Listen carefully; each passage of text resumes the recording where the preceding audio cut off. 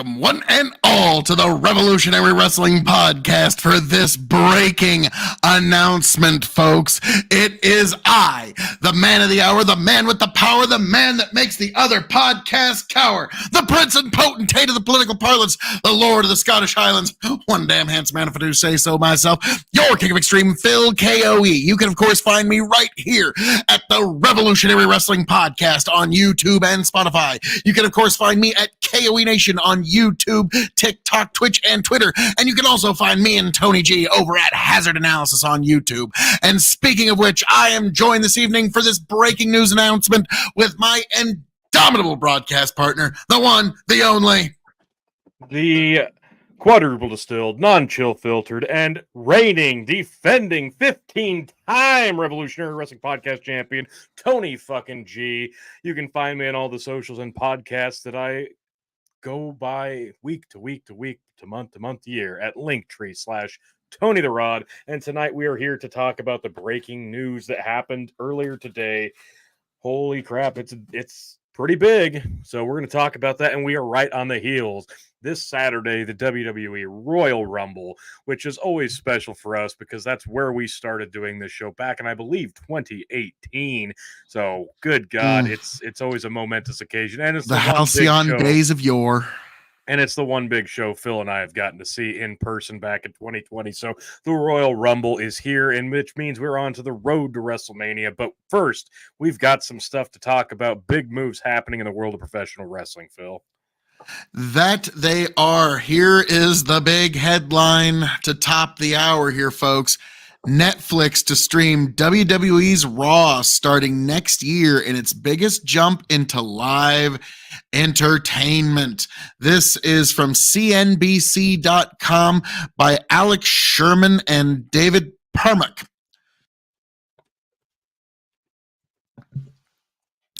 And the article reads, Netflix and TKO Group Holdings said Tuesday that the streaming platform will air WWE's flagship program, RAW, starting next year in Netflix's first major foray into live sports. The 10-year deal is valued at more than $5 billion, according to a company filing. Netflix will have the opinion to exit the deal after 5 years and to extend it for another decade. The streaming platform will be able to stream RAW globally and will start the agreement with exclusive rights to it in the United States, Canada, UK, and Latin America. Netflix will also become the home for all WWE shows and specials outside the US, including SmackDown and NXT, as well as WrestleMania, SummerSlam, and Royal Rumble? I'm going to read that sentence again. And Netflix will also become the home for all WWE shows and specials outside the U.S., including SmackDown, NXT, as well as WrestleMania, SummerSlam, and Royal Rumble. Okay, so if you're outside the U.S. and you don't have access to Peacock, this is how you're going to be able to access. So you and I, not much is going to change for us. Okay, other than where RAW is. And here in the United States, how we get SmackDown, that is to be decided. I bet they're trying to see if they can get that onto Amazon or something. The article continues. TKO shares spiked more than 15% following the news and a separate announcement that actor and former wrestling superstar Dwayne Johnson would join its board of directors. Netflix share rose about 1% ahead of the company's fourth quarter earnings report after the bell Tuesday. Netflix, which is trying to drive revenue by cutting down on subscription sharing and pushing viewers towards its ad tier membership, has made few attempts at live programming in its history. Adding RAW, which currently airs on USA Network and produces 3 hours of live programming per week year-round, to its programming lineup will be a boon to the platform and a significant historical shift for Netflix. Quote, "This is a super game changer," end quote, said TKO President and Chief Operating Officer Mark Shapiro in an interview. When you look back at the chapters of sports media history, new chapters are driven by extraordinary new paradigms. storylines. ESPN and Turner bringing NFL to cable in 1987. Rupert Murdoch bringing football to Fox in 1994. When new histories are written, Raw on Netflix will be such a chapter starter. Netflix has dabbled in sports recently with documentary-type series about Formula One and professional golf, tennis, and football.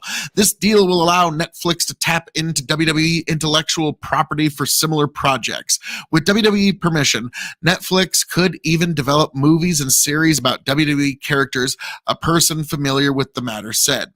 For TKO, the parent company of WWE, striking a deal with Netflix brings WWE wrestling to about 250 million global subscribers. WWE President Nick Khan has had Netflix on his radar as a potential landing spot for Raw for several years.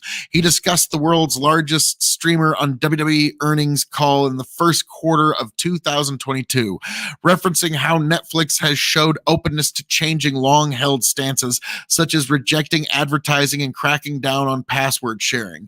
As recently as December 2022, Netflix co-CEO Ted Sarandos said at the UBS Global TMT conference that Netflix had not, quote, seen a profit path to renting big sports, end quote. New quote, Netflix is willing to make adjustments and revenue positions when it identifies an issue, end quote, Khan said back in 2022. Just a little bit left in the article, folks. Choosing Netflix, TKO held discussions with other media companies but zeroed in on Netflix in December, according to people familiar with the matter.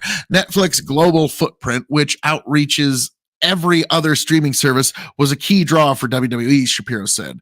Quote, this is one of the greatest entertainment platforms in the world, end quote. Shapiro said on Netflix, quote, it has marketing you can't even comprehend. It has positioning that's unparalleled in terms of what they do on their front page, end quote. Netflix announced earlier this month it had 23 million monthly active users for its advertising tier, which the company launched in November of 2022. Matches will be subscripted around commercial breaks to satisfy ad-free customers who will see continued action from live matches that aren't important to the outcome, such as wrestlers in a sustained headlock, according to a person familiar with the matter. Okay. Raw is the top program of the USA cable network, drawing 17.5 million unique viewers per year. The company said, Shapiro said Amazon's ability to stream Thursday Night Football this season without a glitch and Peacock's recent success streaming a National Football League playoff game gave him confidence Netflix will be technologically sound streaming Raw, even if it hasn't done anything like this on a consistent basis yet. Okay, so there we are, folks. That is, there's some key takeaways in this article that were kind of hidden in all of that.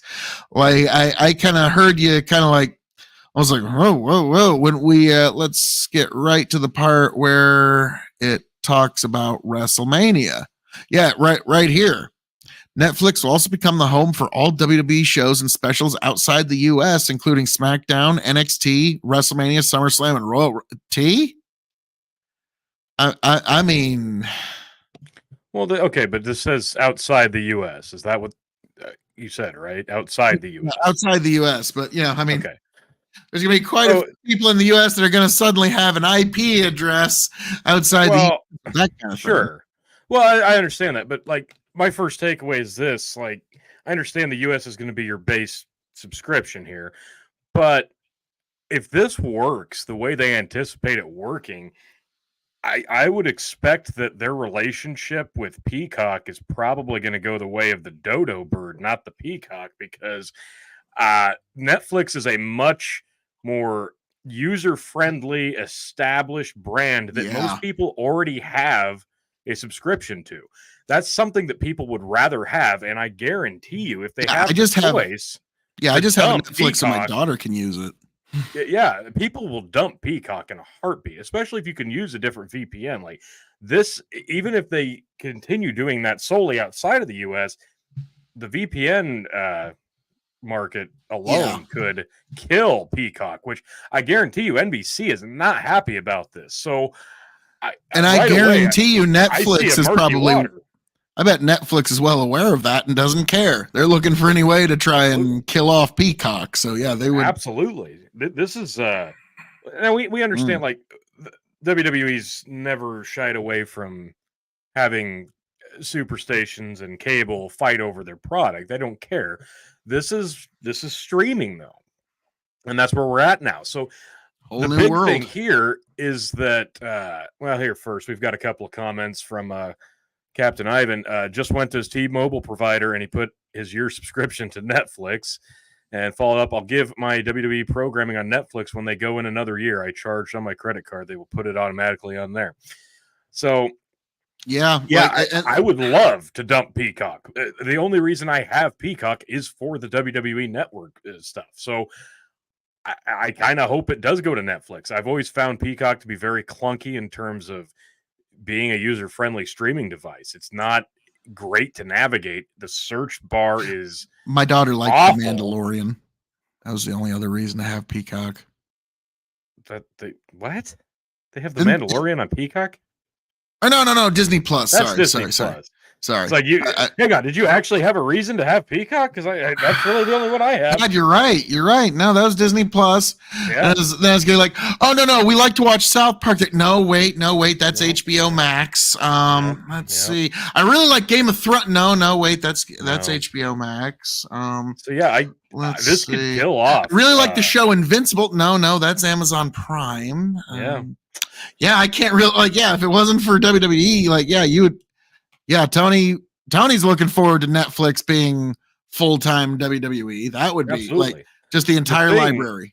The big thing, though, here is that since its iteration in the early 90s, Monday Night Raw has been a USA Network staple, save for a 3-ish year break there from 2000 to 2003 when Raw moved to TNN, then known as TNN, then eventually became Spike, and then they moved back to the USA Network. But they've been there for since the early 90s, except for that little sabbatical. This is the first time since Raw debuted, was it 92, 93, I believe, that Monday Night Raw will no longer be on cable TV. Yeah, it will be a streaming entity, which is absolutely insane. You could have told me that 2 years ago, and I would not have believed you. That's because they said this all the time in the WWE 2K19 game. So this was still 4 years ago, almost 5 years ago. Actually, now 5 years ago, they were saying that Monday Night Raw was the longest running televised episodic television show in television history, and now it is moving coming to an end to streaming. Yeah. So I got that a weird record comes to an end. That's I want to know, we need to look into when the last Raw on USA Network is going down. And I might come over to your house if that's okay. I think we might make that make that a mandatory viewing. Yeah. Yeah. We're gonna, yeah. Now, if we find out, nope, they already did it. Fuck you. Netflix is really? But now I got a feeling Netflix, of anything, they understand the wrestling industry. Nope, you got to finish these dates. You got to finish these dates you booked. And they're going to finish this out. I think we're looking at a year out. January of 2025, I believe, is when the move will actually happen. So we're looking at about a year out, I believe, which a lot can happen in a year. Now, also with this move, though, NXT is moving to the CW starting, I believe, around the same time. But the bigger fallout here is that USA Network's not losing WWE entirely. They're gaining SmackDown, which means SmackDown is losing its Fox affiliation, which, let's be frank, we didn't expect that pairing to last. Yeah. Actually, I didn't expect this pairing to last as long as it has, because I'll be frank, they didn't have the star power or the trajectory to make that partnership work long term. Granted, the bloodline and Roman Reigns, that's been keeping it barely alive in terms of what Fox would want to have on its show. But it was still the Vince show. And now that Vince is no longer the head of creative, I feel like the pairing was a little bit premature. Had they waited another 3-4 years, and now you get into the Nick Khan Paul Levesque era, I think it would have Now, been a much better here's fit. the So thing now that I think this is going to be a bit different. So let's see what they do with SmackDown, because now this is the big thing. The handcuffs can come off. What they were limited to on Fox with SmackDown, they can kind of ease off on USA.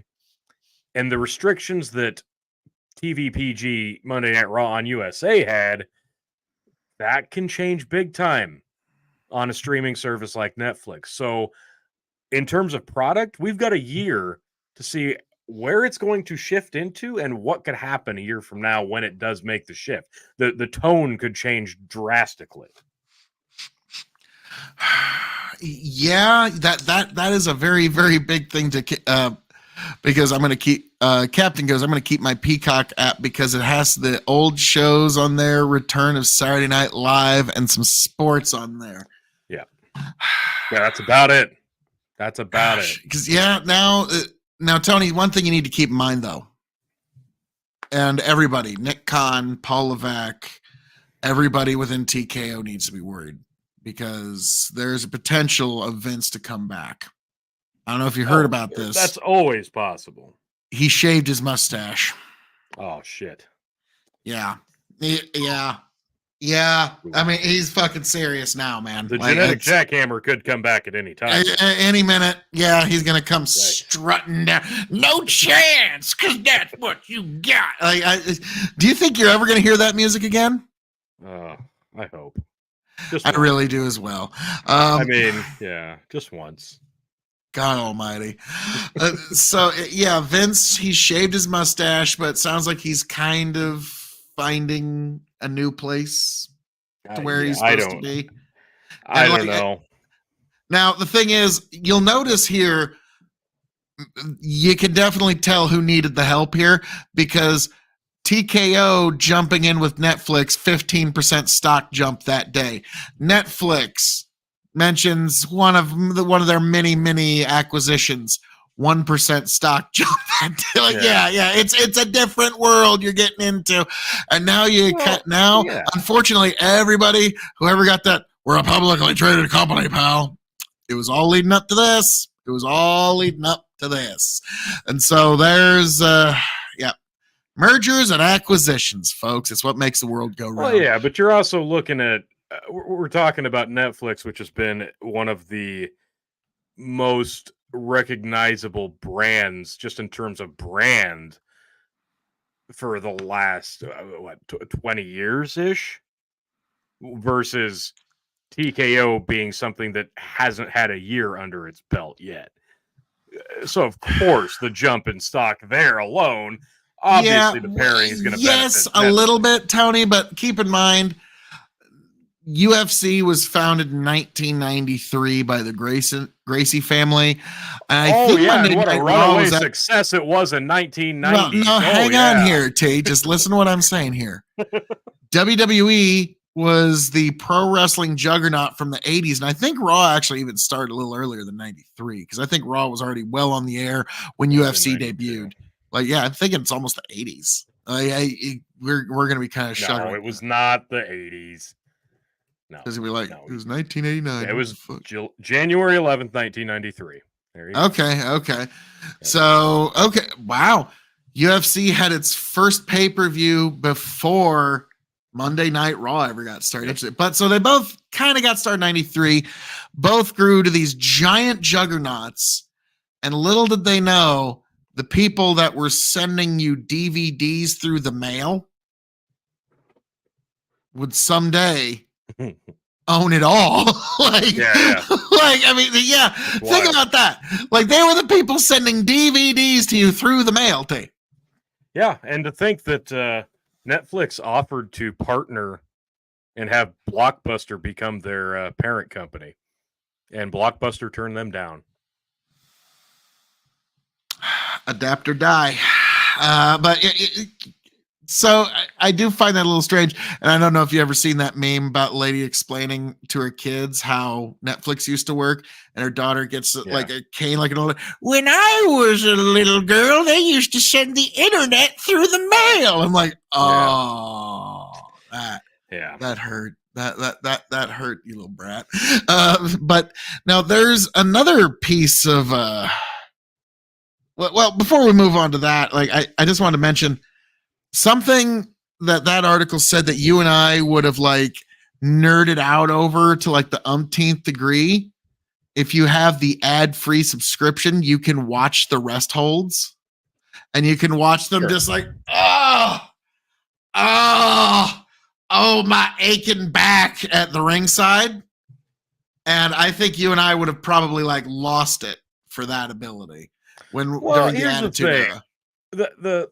When you mentioned that on the article, the funny thing is like when we had the pandemic era and we were doing the empty arena shows and they started running the live shows out of the performance center, and the TV production was obviously very, very limited in terms of all hands on deck, right? And there were a few instances where the matches stopped because the TV airing stopped and you got to see what they were doing in between commercial breaks. Well, there's no audience, so they stopped wrestling. And they kind of got chastised for that. What are they going to do? Wrestle for nobody? Wrestle for no TV? What do you, and get hurt? Boy, that'd be smart. But now, this is the big thing I have with that. If there's no commercial breaks, does Raw still need to be 3 fucking hours long? Because even with the commercial breaks, it didn't need to be 3 hours long. Okay, they could have. This was always the big thing. Every time I'd say they need to cut back an hour, and this would be a much higher quality show, and everybody said, "No, you can't do that." Well, why not? Because the TV stations and the channels and USA Network, they pay for that time. Yes, they do, and now they don't. And Netflix can pretty much have whatever the fuck they want out of this deal. Does Netflix want 3 straight hours? Because obviously it's going to be available for replay, I would assume, right after it airs anyway. Do you really need 3 hours? I was about to say, well, this offers something that everybody's always really wanted, and that is, hey, I can watch Raw on Tuesday, which is something you haven't been able to do for decades. Well, yes, you can if you've got fucking DVR streaming where you can record the show. Yes, you can. Yeah, but now everybody's on streaming services and nobody wants to save anything. Right. Well, that was the nice thing about some of the, like, that's why I use YouTube TV. You can record whatever it is and then watch it as you want. And especially with Raw, when I would actually watch Raw, which is something that's a fucking slog more times than not, because it's 3 hours and a lot of commercials and a lot of filler.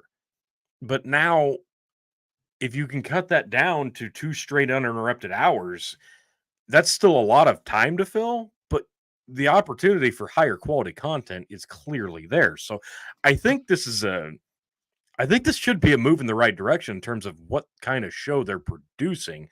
And you're already seeing glimpses of the show transitioning out of the Vince McMahon mind of production and kind of easing into what it could be. So with this move, I think over the next year, you're going to see the transition begin. So that way, when it does make the jump over to Netflix, it'll be a little bit more seamless on what they want to do heading down the line.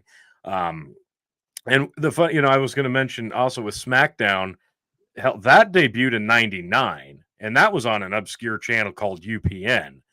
And then eventually that moved to, it started running on the CW in 2006.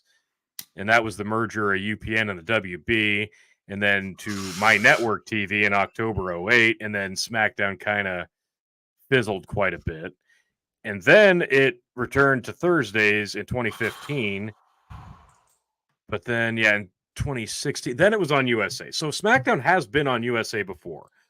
That was when, that was not the most recent brand split, but the one that really kind of led us into the era we're in right now, brand split. And it really didn't feel like different shows at the time.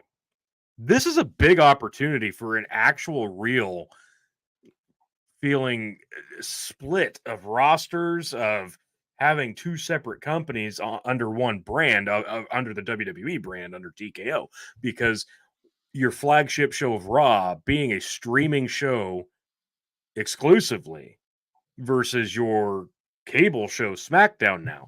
They could have very, very different feels, very different ratings, very different tones. Obviously, it should garner completely different production style if we're having uninterrupted streaming. So this actually could be very, very big in terms of actually splitting two separate brands. And with NXT moving to the CW and really kind of establishing itself, not so much as the third brand, but really that kind of gives it more of that. I'm hoping it goes back to the developmental feel. So really, you were looking at what we could be having as a really, really solid 3 separate real feel brands from the WWE moving forward. Well, you know why they haven't done anything with SmackDown yet is because you just know Nick Khan or somebody's thinking, God, if we could get Raw on Netflix and SmackDown on Amazon. We really did the tech hat trick there, didn't we, boys? Yeah. Like, I mean, that's when you really cling the glass, like, because they got $5 billion for Raw for a 10-year deal where they can either re-up in 5 or extend, or they can cut it off in 5 or re-up it for another decade at that point. Yeah. And if they could get another $5 billion for SmackDown and then fucking like $800 million for Netflix for NXT anywhere. Who cares? Like literally, like that's just if you can get anybody to take, like you could probably just throw in NXT into Amazon Prime just to sweeten the deals. Like, okay, all right, fine. And we'll throw in NXT too. And there you go. You got the $5 billion deal done there too. Like I'm betting that would probably actually, like if you're Amazon and you just got jilted in this deal, because, yeah, they're going to make USA Network happy for a minute. But USA ain't got Amazon money. Right. Like, I mean, dude. Of course not. And, like, only Netflix had Amazon money.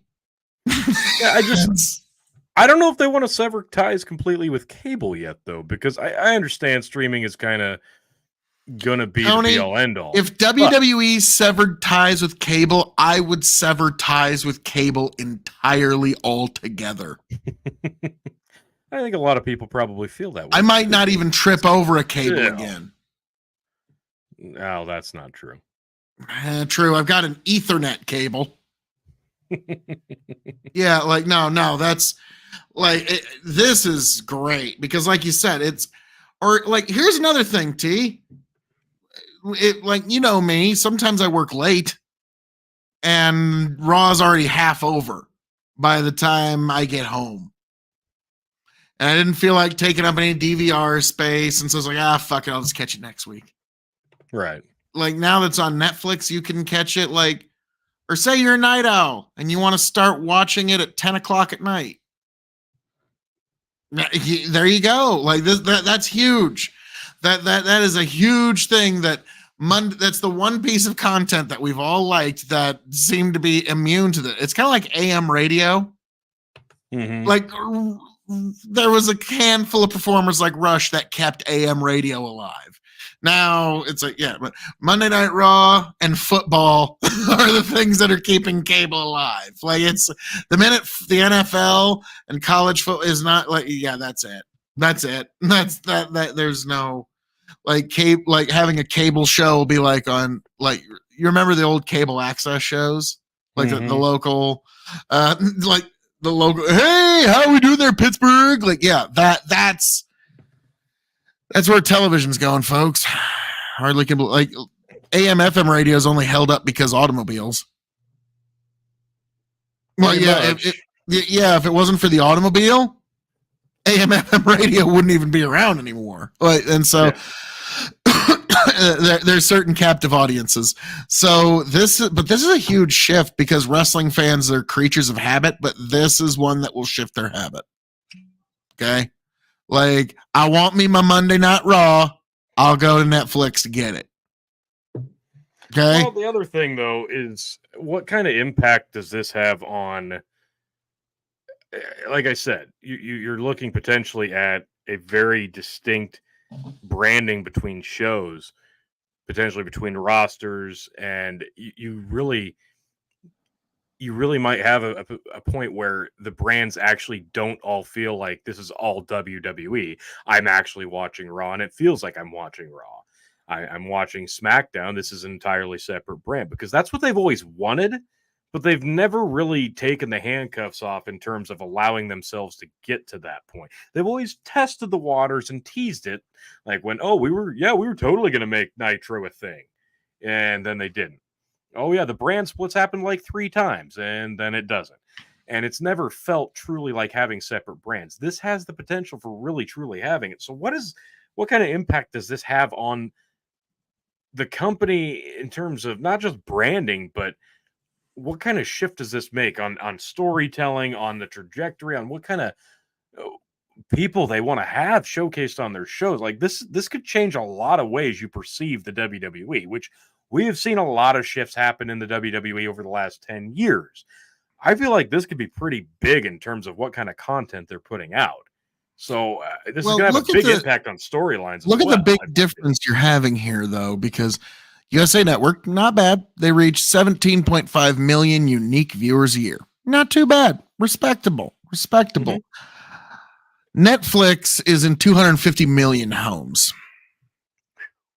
Okay, like it's like, so what impact, like Tony, you're going to see entirely different, very character driven stories because like violence only has so much appeal. This is something I learned in my cage fighting days. Okay. And like you go to a party, T, and you remember in college to go to parties, and once in a while there'd be a fight that'd break out in the middle of the party. And there'd be a thing that happened, and I'd always notice. There'd be a couple of people that'd be like, yeah, like way into it, like practically ready to jump in. Okay, they're in. And then there's some folks that hang back and watch the party, and that's about 40%. And then there's about another 30% of people that I want to get the fuck out of here. I don't want anything to do with this. I'm getting as far away as I can. And so fighting and like violence has an appeal, but it has a ceiling for how far it can go. Like UFC, it has an appeal, but it's only going to go so deep into society. There's only so many people that are ever going to care. And WWE, the way they can hook a few more people is their character-driven storytelling that happens to use violence as its vehicle. And so, man, like a couple of these Netflix shows have awful writing. Some of them have good writing. You're probably going to see a couple of woke storylines. You're probably going to see something of a more sexual nature on certain shows. Yeah, I'm betting. Yeah, there's going to be like, okay, third hour of Raw is 18 plus. Yeah. Sorry, kids, you can only watch the first 2 hours of Raw. And the third hour of Raw, there was a titty somebody wasn't ready for. Like, yeah, that's exactly what I mean, though. What a tonal shift this could be. I mean, this is no. Literally, the feed will shut down for the kids who are the feed will shut down at the second hour for the kids who are under 18, and then plus 18, you might hear the fuck word one time. Like, like this is unprecedented waters because the thing about like Monday Night Raw when it debuted, they didn't really know what kind of show it was going to be, what it was really supposed to do. They didn't understand the point of it. All they knew is they needed to create another show because at the time there were so many shows that the WWF at the time was putting out, but it was very, very inconsistent. A lot of it was just recorded house show matches with somebody talking about it in a studio on a Saturday morning.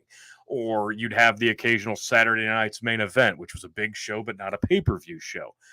It didn't have a weekly canonical show to build things off of. So you had to pay attention to whatever show it was that you had in your TV market on whatever day or night that they decided to play it at the time. And it was very hard to really truly follow because we didn't have the internet back in these days either. It was kind of hard to follow the major, not just the major you kind of knew, but everything else you didn't really have a good idea. If you missed something, that's why the recap was so damn important. So when Monday Night Raw launches, they realize pretty quickly that this can be canonical. They can turn this into a progression every week, and this can be a vehicle to push the storylines forward. And once that happened, all those other iterations of programming really just kind of went the wayside. And we're like, okay, now this is what we do. Weekly episodic TV. This makes more sense. This is much more formatted to what we want to do in terms of storytelling. Because we had primetime wrestling, wrestling challenge, superstar, so many different things. And it really just didn't do a good job of telling all the stories that they wanted to for the brand at the time. So the early days of Raw were so minor bush league. Like, it was very, very different in terms of what you see today. It's a massive extravaganza. There's fireworks, there's large crowds, there's superstars aplenty, there's advertising out the ass. In the early days, you might get Hulk Hogan once every couple of months for an hour-long show with some neon lights, a crowd of like a couple thousand people in the fucking old ECW arena, and it wasn't really anything to write home about. But that's where we are now, 1993 to 2025, when this thing launches onto Netflix. It's pretty crazy to think of where Raw started to where it's going now.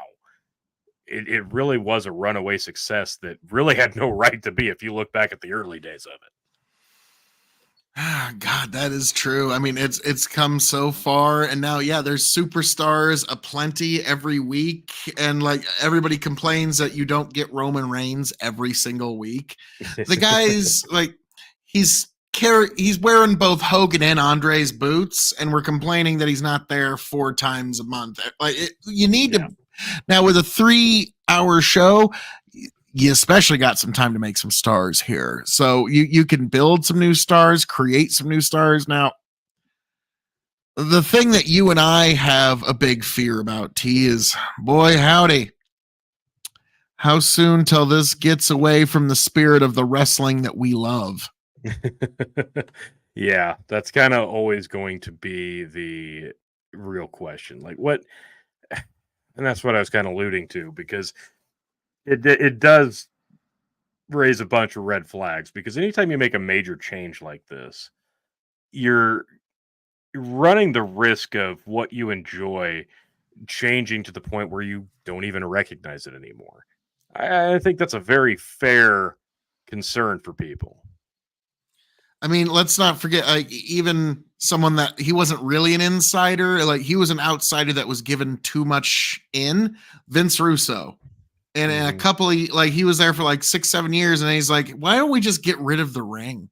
Like, when he was in WCW, he sincerely, as a sincere idea, said, let's just get rid of the ring altogether and just become a full-time drama. And like, let's see if we can get the people to buy an entire show without the ring. And it's so, how soon until some corporate Peabody comes up with that kind of idea? Now, here's the thing. They kept Vince McMahon in, which I get it. Like, he convinced the world he was pro wrestling Willy Wonka for so many years. Because, folks, I don't know if you know this or not, but that's what a publicly traded company is. That's what the Dow Jones, the NASDAQ, and the S&P 500 actually are. It's a bunch of companies that traded their company now publicly, and they've convinced Tony G, I am the Willy Wonka of printing up these labels. Tony G, I am the Willy Wonka of making glasses. Tony G, I am the Willy Wonka of professional wrestling, pal. And he was able to convince the world he was pro wrestling Willy Wonka. Okay, now he's going to walk with billions of dollars on that sale. Give the man his due. Okay, no matter how this goes, he's walking away with billions. Now, the problem is his power has been diminished greatly. It's been diminished significantly as of late. He just publicly got smacked down not too terribly long ago, and the new, I think it's Ari Shafir. Is that the name of the guy who runs TKO? I think, or is that a comedian Or that goes on? Emmanuel, isn't it? Okay, or did I just state a comedian that goes on Joe Rogan once in a while? Yeah, that Yeah. Ari Shafir. Yeah, that'd be Ari Shafir. Yeah, okay. Yep, okay. Mark Shapiro is the TKO president. Okay. I read his name there, but I thought he was the co-CEO. But okay. Mark Shapiro. Yeah, he kind of did publicly smack down Vince not too long ago and kind of put him in his place. And so there's going to be some need for some new blood in the TKO board, T. It's some new blood, but somebody that understands the business, somebody that knows the business, somebody that would assuage marks like you and me. And I think they found the perfect way to do it. And this is according to ESPN.com. The Rock appointed to UFC WWE's TKO Group Board of Directors. Mike Raimondi, ESPN staff writer. The Rock is going. Do you have an opinion on him? No. Go ahead. Okay. The Rock is going to need some new custom business suits for his well-muscled 6'5" friend. What? Man, I'm gonna where do you go to get this kind of puff piece written about you? This is written. This is like if I wrote an article about me. Okay, that's the first sentence. The Rock is going to need some new custom business suits for his well-muscled 6'5" frame. I'm not even acknowledging the verbal blowjob this guy is doing in print. I want to see what the first three paragraphs yield. No. You're running right past something that's completely fucking ridiculous. The Rock is going to need some new custom business suits. Does this stupid fuck not even know who The Rock is? Because he's kind of been doing the business guy thing for a while. I was about to say, The Rock has more money in suits than this guy is worth in his life. Yeah. And me and you and probably the next 40 people combined, just pick any random 40. Yeah. And The Rock probably has more money in suits. Yeah. Okay, but no, don't get me wrong. The Rock can always step up his wardrobe, but we go on. Dwayne Johnson, the actor, former WWE superstar, and most followed American man on social media platforms in the world, was appointed Tuesday to the board of directors of TKO Group, the publicly traded company consisting of UFC and WWE. So the second paragraph is just okay, I need this guy to write my obituary. Are you kidding me? This is beautiful. Johnson is one of the most well-known wrestlers to ever come out of WWE, winning the promotion's championship 8 times. In addition to his appointment, Johnson, 51, has been granted full ownership of The Rock trademark, which has been owned by WWE. And Johnson has signed a new services and merchandising agreement with WWE that, quote, provides for his promotional licensing and other services, end quote, per a release.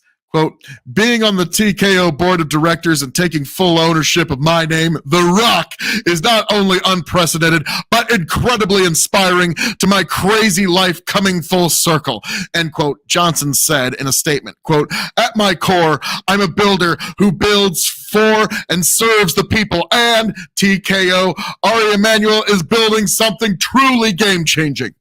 I'm very motivated to help continue to globally expand our TKO, WWE, UFC businesses as the worldwide leader in sports and entertainment, while proudly representing so many phenomenal athletes and performers who show up every day, putting in the hard work with their own 2 hands to make their dreams come true and deliver for our audiences. I've been there, I'm still there, and this is for them. Earlier this month, Johnson teased a potential match with his cousin, WWE Universal Champion Roman Reigns, in an appearance on WWE RAW. The match could happen at WrestleMania 40 in April. If it comes to fruition, it would be Johnson's first proper wrestling match since 2013. Since his time in WWE, he's been busy, whether it's been with his TV and film studio $7 production or Terramana Tequila or Zoa Energy or Project Rock, the Under Armour apparel line that has a deal with the UFC for fighters' fight week footwear. Johnson is also a partner in the recently merged Ultimate Football League. Despite I mean, they got to get that one in, right, T? I gotta stop you. Like, boy, you just listed off who's that of business endeavors for The Rock. Because holy shit, Terramana Tequila. I'm sorry, it's fucking terrible. It's absolutely terrible. I didn't even know he had a wardrobe endeavor. That's great. I was familiar. He bought the XFL right at the worst possible fucking time, and then it sucked. And yeah, then they had to merge with the USFL, which also sucked, and it's about to suck again. The Rock's just always there to bail out Vince McMahon when he fucks up.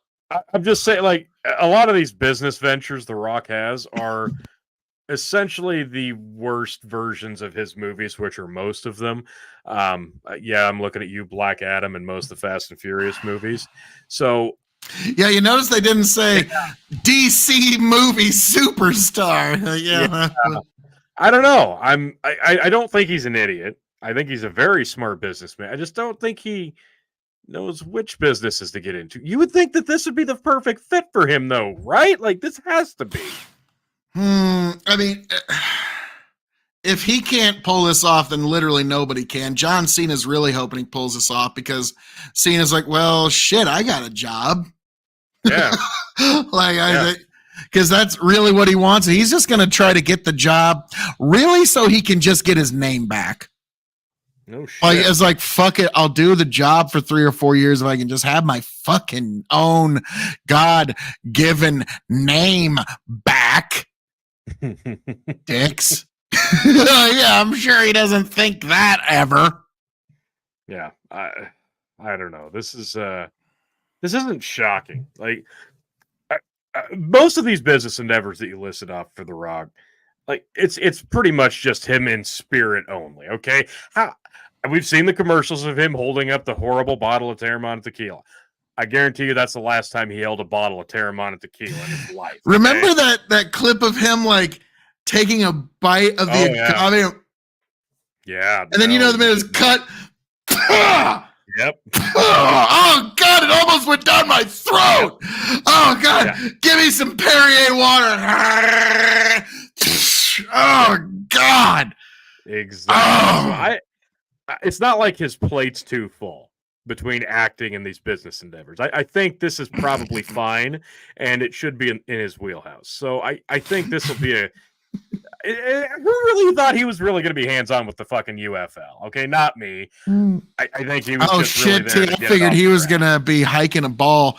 It was going to be like Will Ferrell in that basketball movie. He owns the sports league and he's also the fucking main star of one of the teams. I figured that was going to be how Rock was. Oh yeah, absolutely. It's like, who the hell has $10,000? Like, yeah, okay, all right, but beautiful. What the fuck's that movie called? Do you remember? Semi-Pro. Oh God, that's a great one.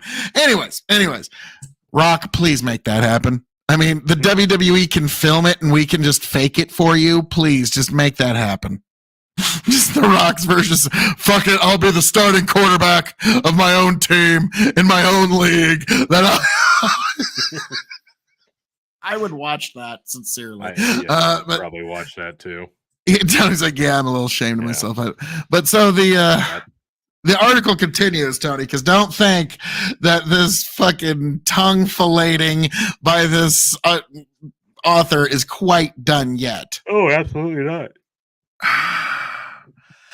All right. Despite all his ventures, Johnson has stayed connected to TKO's properties. He will star as MMA legend and UFC veteran Mark Kerr in an upcoming movie, and he is a vocal fan of the UFC. Johnson is a longtime friend of WWE President Nick Khan.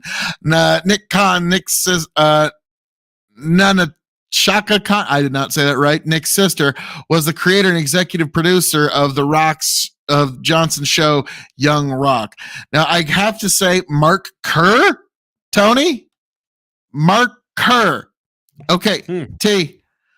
I'm just going to go ahead and say it. Even at his peak, when Dwayne was taking all the vitamins, he was taking all his vitamins, he was eating his chicken breasts and eating his Wheaties. At the peak of the Attitude Era, there ain't hardly anyone in God's creation that was as juiced as Mark Kerr. Okay, like there's nobody as jacked as Mark Kerr. Okay, like that. The Rock is one of the few people that could even give you kind of a fuzzy idea. But like, dude, Mark fucking Kerr, like that dude. Like, okay, T, I'm just gonna say something here. Mark Kerr's roids took roids. Okay, Tony will get in trouble, not me. Don't worry about it. But yeah, that's kind of like. I mean, Mark Kerr, like, if you had no idea, like, he looks like if DC Comics had made a supervillain that was, like, designed to fuck your girlfriend.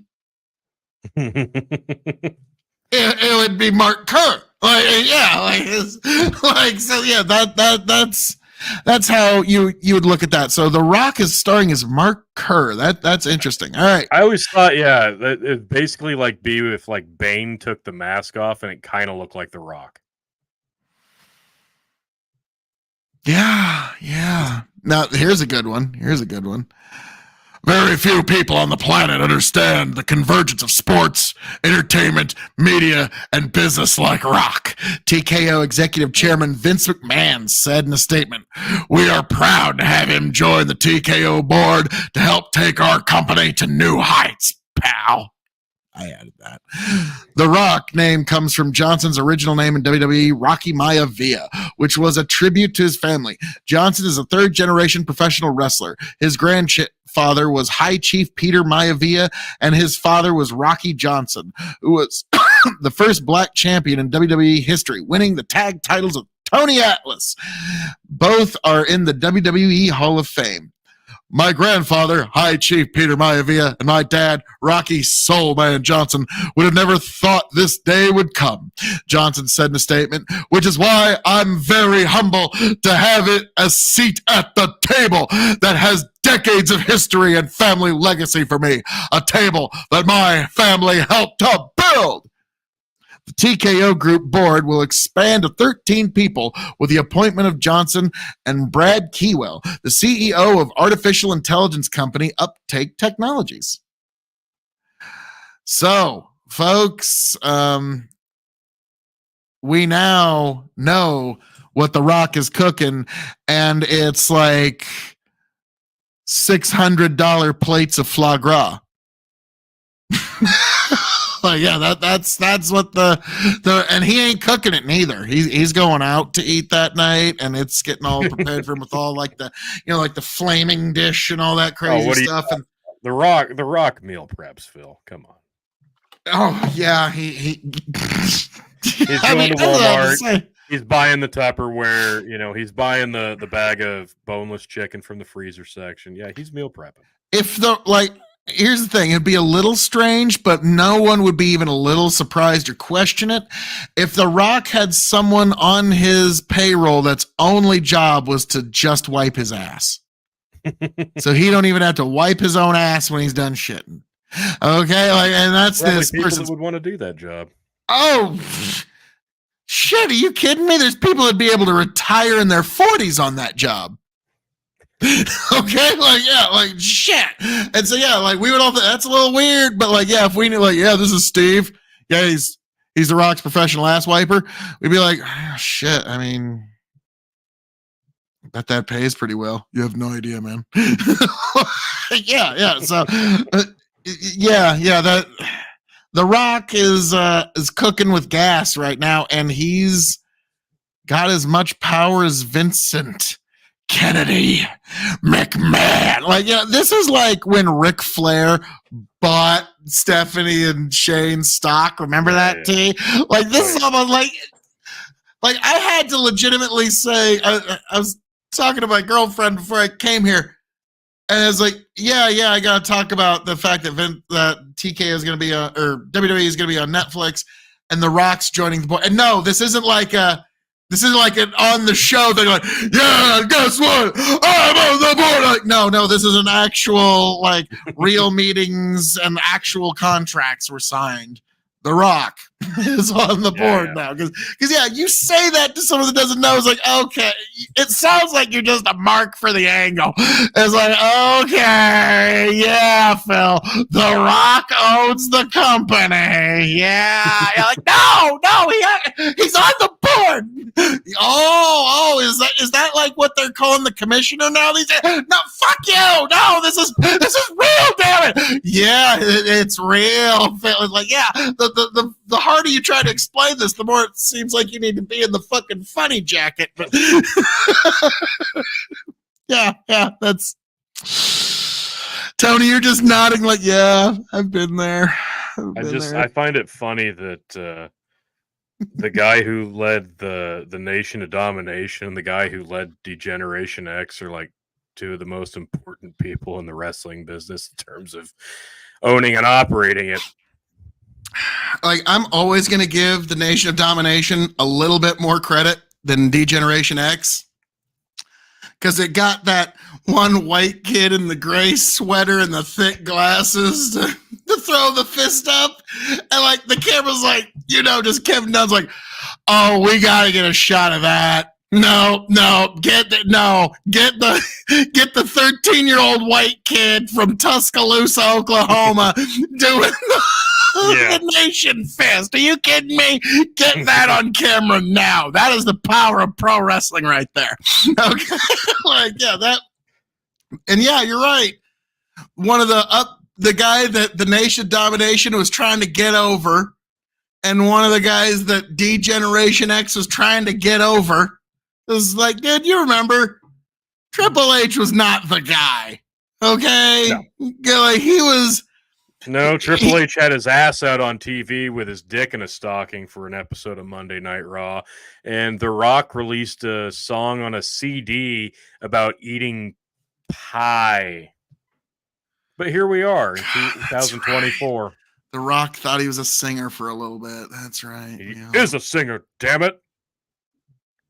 Yeah, and he's got that other rap song that came out that people are using in TikToks for a little bit. Yes. All right. How did that go, T? No. Not that you've ever worked out to it. It's about fame. It's about power. It's about power. Yeah, there we go. Yeah. And if you tell me you haven't been listening to that when you're doing this you're a fucking liar. I haven't, but I will now. Okay, Tony's like, yeah, that's what I'm doing the bench press. That's when I drop that song. That's not for my pulls. Are you kidding me? Oh, God almighty. So The Rock says, know your damn role. In that company, you better know your damn role there, T. So, Tony G, wow. I'm curious. Now, before we go, this coming weekend is the Royal Rumble. Yes, and folks, if you want to know your predictions and your watch-alongs, you're going to have to go to Revolutionary Wrestling Podcast on YouTube, folks. We're going to get into those predictions sometime this weekend, and we're also going to do the live watch-along is the big hope. If nothing else, you will get a review, folks. This is going to be a big weekend for Revolutionary Wrestling Podcast, K.O.E. Nation, Big Buckin' Empire, all the places you can find your K.O.E. content. Folks, Tony G, anything you'd like to say to the folks? before. Yep, it's 2024, and we are kicking off the road to WrestleMania with the Royal Rumble live this Saturday. So, yes, hopefully tomorrow night or Friday night, we will get out our predictions and our preview for the Royal Rumble. Look for that. Like Phil said, hit subscribe on the Big Bucket Empire on Facebook, and of course, the Revolutionary Wrestling Podcast on YouTube, so you can join and watch along with us as we run down the card and give you our previews and predictions of all the matches, and expect to see what happens and see me hopefully retain this Revolutionary Wrestling Podcast Championship heading into WrestleMania. But all that being said, thanks for watching, and we will That's catch my you on the line, next one. T. Sorry, you had it. All that being said, it just wouldn't be proper. Thank you for joining us here at the Revolutionary Wrestling Podcast, folks. You can find me, of course, at K.O.E Nation on YouTube, TikTok, Twitch, and Twitter. Folks, raise a glass to yourselves. I hope all of you find yourselves back here at the Revolutionary Wrestling Podcast. Happy, healthy, much the wiser. God bless. Travel well. T, take it away. We'll catch you for the predictions, the preview, and the review, and the live stream Saturday. Royal Rumble, folks. Do not miss it. We'll see you there.